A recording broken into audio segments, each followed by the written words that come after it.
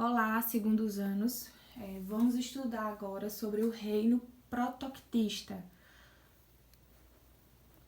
No reino protoctista, existem dois grandes grupos, as algas e os protozoários. Hoje, nós vamos estudar as características gerais das algas. Vamos lá para as características gerais. São seres eucariontes, ou seja, as suas células possuem núcleo. Nós sabemos que existem células que possuem núcleo especializado, contido aqui por uma membrana chamada carioteca, e nós sabemos que existem células que não possuem esse núcleo. O material genético é solto na célula.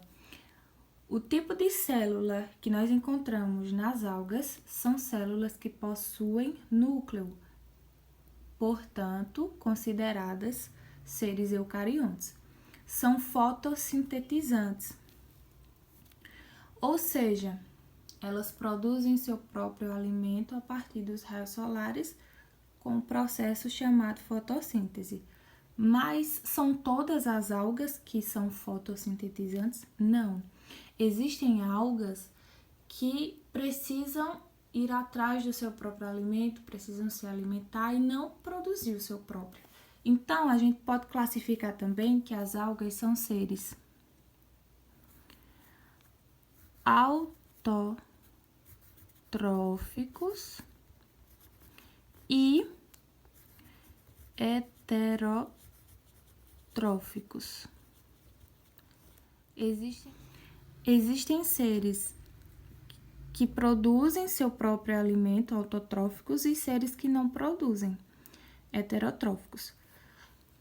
São unimulticelulares, alguns possuem apenas uma célula, outros muitas células. Não possuem tecido verdadeiro. O que quer dizer tecido verdadeiro? São células. O que é tecido? São várias células juntas. Cada célula possui uma função especializada. Aqui, as células desse tecido não possuem função especializada. Todas fazem a mesma coisa, é somente um aglomerado de célula, por isso são consideradas sem tecido verdadeiro. São avasculares, ou seja, olha o azinho aqui. A significa não, então não possuem vasos condutores, como as plantas, por exemplo. As plantas possuem vasos condutores, xilema e floema. São vasos que conduzem água, sais minerais, nutrientes provenientes da fotossíntese. Aqui não possui nenhum vaso condutor. Onde esses seres vivem? Vivem no mar, na água salgada, na água doce e em ambientes úmidos. Por que a gente precisa estudar esses seres? Qual a importância que eles têm? Bom, a importância existe no ramo alimentício, produzindo vários alimentos. Na página 48 do livro de vocês encontram um texto falando como os orientais utilizam as algas para produzir o sushi. No ramo farmacêutico, produção de medicamentos, no ramo do cosmético, e tem uma importância muito relevante no meio ambiente, justamente porque algumas delas utilizam o processo de fotossíntese. Como se dá esse processo de fotossíntese? O organismo retém carbono e libera oxigênio para o meio. Esses seres, as algas, requer pouquíssimo carbono e libera muito oxigênio para o meio.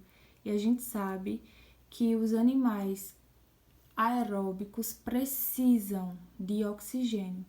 Então, as algas podem ser consideradas o pulmão do mundo? Sim. Não a floresta amazônica. A floresta amazônica tem sim é o seu percentual de liberação de oxigênio, mas as algas liberam muito mais. E a reprodução desses seres? Bom, elas se reproduzem das duas formas, tanto assexuada, sem troca de gametas, sem troca de material genético, quanto sexuada. Assexuada por divisão binária, quando uma alga consegue se dividir em duas.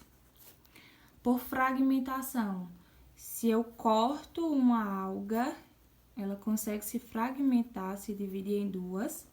E por esporulação, eu tenho uma alga e surgiu um esporo. Esse esporo chega a uma fase que se desprende da alga mãe e vai viver a sua vida isolada. Então, também é um tipo de reprodução. Vamos supor aqui duas algas com seus respectivos núcleos. E aí, chegou uma fase que elas se juntam. Por algum processo, se juntam, unindo, então, os seus núcleos. Aqui dentro, forma como se fosse um ovo. E aqui dentro, ela vai dar origem a mais algas. Depois, essa membrana, essa película se rompe e essas algas que foram geradas aqui saem para o meio. Tem também a forma de alternância de geração, quando uma alga, que se parece com uma planta, uma diferente, produz gametas,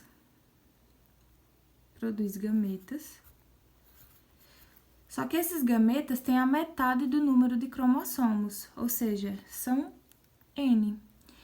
E a alga que se parece com uma planta é 2N, tem o conjunto de cromossomos completo. E aí, esses gametas se fundem, assim como o primeiro exemplo que eu dei, se funde.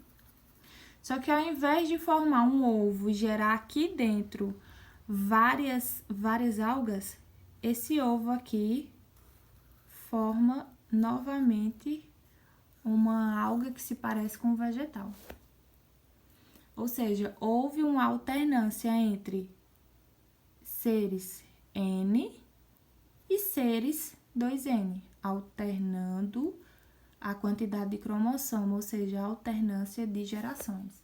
E aqui a gente pode ver a variedade, a diversidade de algas. Nós vamos estudar em um próximo vídeo sobre cada subgrupo das algas, porque algas é o grande grupo. Os subgrupos são pequenos grupos que contêm suas características particulares. E aí a gente vai ver mais na frente.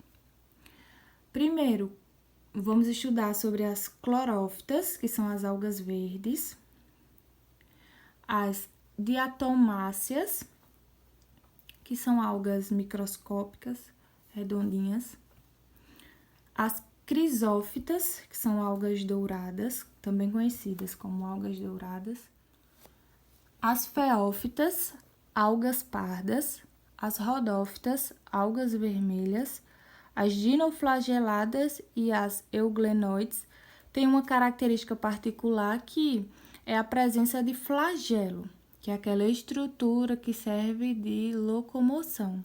Então, essas duas possuem essa característica diferente. Outras informações que eu coloquei aqui é que as algas são causadoras de fenômenos naturais bem diferentes. Primeiro, a maré vermelha, que é quando algas se juntam de uma maneira e liberam secreções e deixam a cor do mar avermelhado. Isso pode causar algum malefício para outros organismos vivos? Sim, a gente chama esse processo de amensalismo, quando causa prejuízo a outros seres. E a bioluminescência, que é quando algas se juntam e formam brilhos na superfície do mar. Nas aulas futuras, vamos trabalhar a diversidade das algas e também sobre os protozoários, as características gerais e os seus subgrupos.